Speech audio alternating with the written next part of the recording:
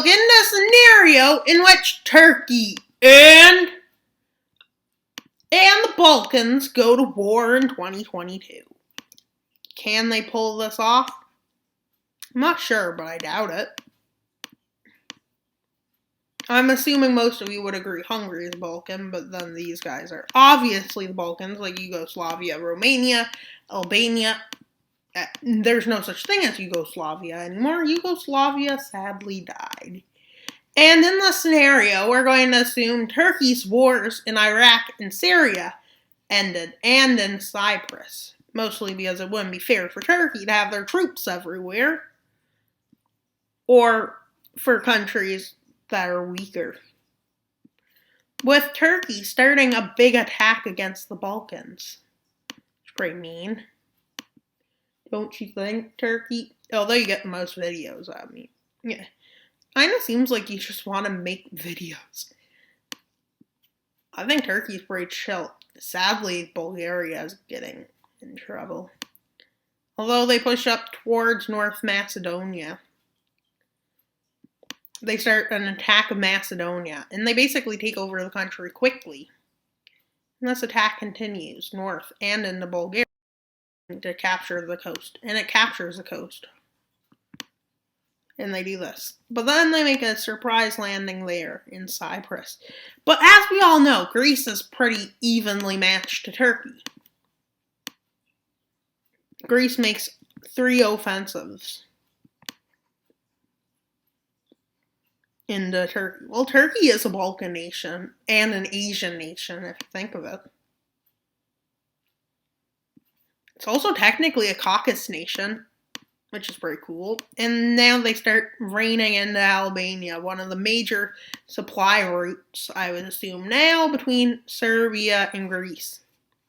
It won't go so well in the future when it gets cut off under Turkish rule, but the Balkans claim that they'll liberate lands, with Bulgaria and Romania and Greece starting some counteroffensives. But these don't do much.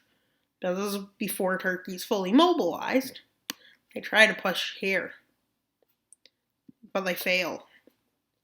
But in the meantime, they do succeed in kicking Turkey out of there. And once after new offensive into Greece,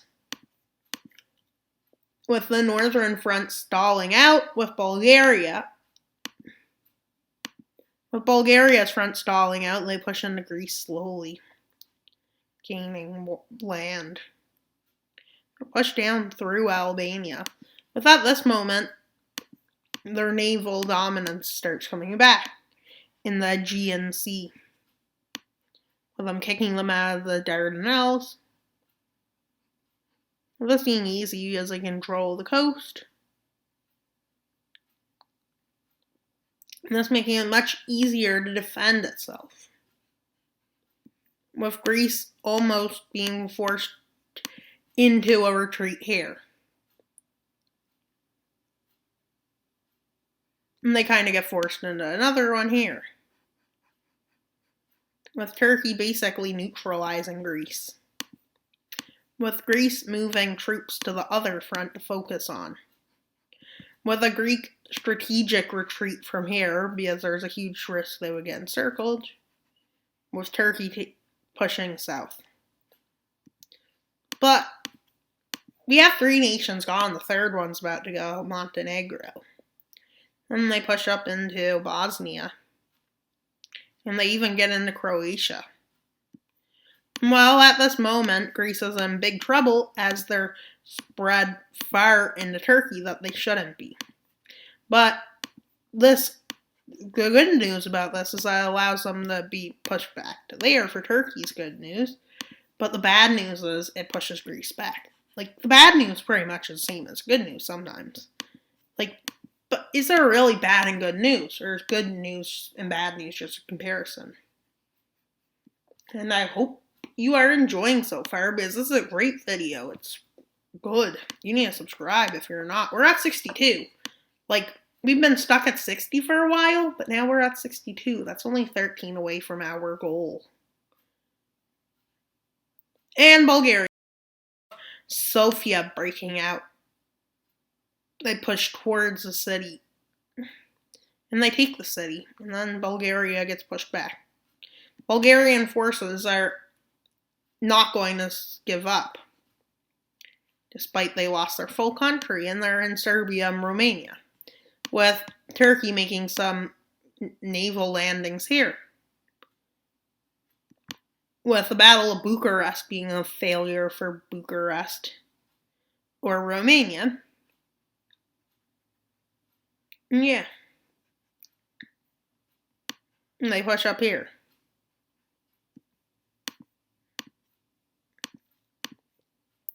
With one problem happening. Greece manages to make an offensive.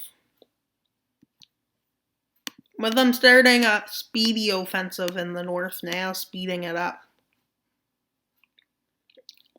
With them entering Hungary. But with Hungarian forces not giving up.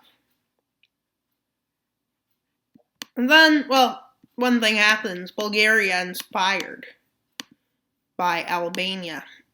Albania decides to rise up, taking their capital back. Which, this, in turn, makes Bulgaria realize they have a chance to do it. Which leads to the Turks being pushed back. They even push up. With Turks being in a big trouble now. With them even crossing into Greece. And Greece pushing up and doing that. And well, an offensive from Hungary starts, which kicks them out of Hungary. They now fully mobilize. But there's some places that don't allow this. Like Albania and Bulgaria hold on during this one. Greece gets pushed back significantly. But they pretty much have the navy of Turkey in a bad spot now because it's exhausted and overstretched. They push up. Now supplies are moving to Bulgaria. These forces are basically encircled, so they're not in a good spot. Turkey may be fully mobilized, but it doesn't look like they're going to do much with this full mobilization because, well, they're tired of war. And likely the people wouldn't want it at this point. And then they push back into Croatia. They almost get to Slovenia, but then they do manage to get into Slovenia and take half of Slovenia. And they start pushing across the lands. But with this Greek supplies getting in, they manage to do that. Which these Turkish forces are in a bad spot. With the only exit about to seal in, 90% of these forces escape from getting encircled, with only 10% being taken prisoner. With many places not going so well, with them almost getting encircled here. With them taking all of that back. But it's only a retreat on Turkey's side. With the forces here. Eventually a bunch of them get encircled here. And then, well, most of these forces, about 60% of the forces get encircled. Which is like thousands. Of them seeing risk of getting encircled, they all retreat to here. Of them even retreating back. But their real game plan for this was so they could start a new offensive, which is crazy. Their people are probably more demoralized, and yet they are continuing the war. And well, they get back to Sofia and take it. Yeah, but they have one problem.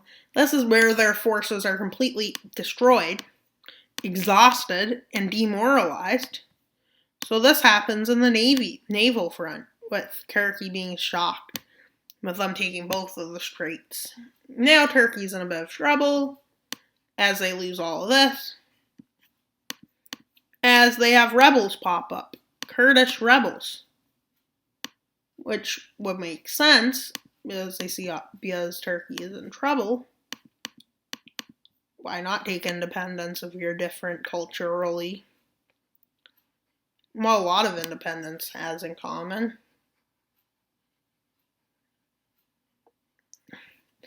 I don't know if they really do want independence, but they do, if that makes sense. With Turkey losing all of these islands and most of these forces being slaughtered, well, no, they don't get slaughtered. They get, arrested and stuff. With Turkish forces retreating to the border, with this being, the last straw that Turkey's power leadership can handle. Considering you're losing on multiple fronts, well, now this happens. This is not where it breaks the camel's back, but it's close to. And they do this. And, well, this happens. Within Istanbul, people who are part of Turkey hold a revolt. And then in Ankara, one is held, with the government being forced to flee. With people seeing this across the country rise up to true democracy. With Greece and allies, or Balkans, continuing their adventure to, what's the peninsula called? Yeah, whatever it's called. And, well, in a bad place. With the government being basically without control. So basically the country's in a state of anarchy. And with that comes a big consequence, a collapse of Turkey. With quick goals being made by countries. With Greece and allies making a huge offensive. Well, the Balkans. And they even make it here. But then Turkey is basically put under Turkey again. But not Turkey again. If it makes sense, it's a different Turkey. And they go to the treaty table, which is not reparations. About $3 trillion in war reparations over the next 50 years. Demilitarize these lands on the Kurdish border and on Bulgaria's and Greece and Cyprus's border. Mostly because, well, a risk of conflict is very high with a new nation that has lost a lot of land that might elect an imperialistic party. But will these work? Will the demilitarized zones work? How about the demilitarized Rhineland? No, didn't work. They do work, it's just they don't work. Yeah, if one party decides they no longer support it, well, there goes it. And well, if somebody breaks this agreement, I guess there's gonna be war. But Turkey will probably get a dictator again, because why not? When you have bad time, what does countries like to get? Dictators. Dictators are for bad times. The first democracy was Athens, I think. But do we really know who was the first? For all we know, there's a country right here that we don't know existed. Or for all we know, the Persian Gulf used to supposedly come out to here. Imagine if it went back out there. Or if this happened. Imagine if this happened, how many conflicts would be gone.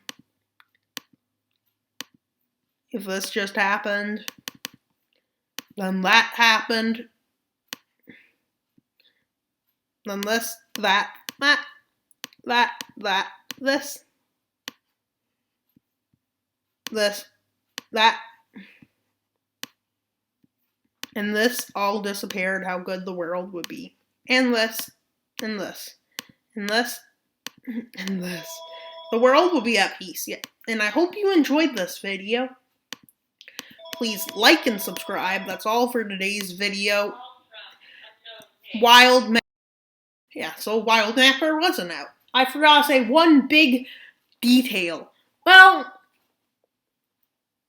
No, you should subscribe. We're at 62 subscribers. So that's 13 away from our goal of 75. My goal is to get over 100 by the end of this year. Which, at the time, looks very probable and doesn't look hard. 40 away? We used to be 100 away. We used to be 56 away. And now look at us. And just now look at us. Well, let's just say, hi, that's where our next special is. And when we hit 100, well, there'll be a special video too, as well as 75. So please like and subscribe. That's all for today's video. Wild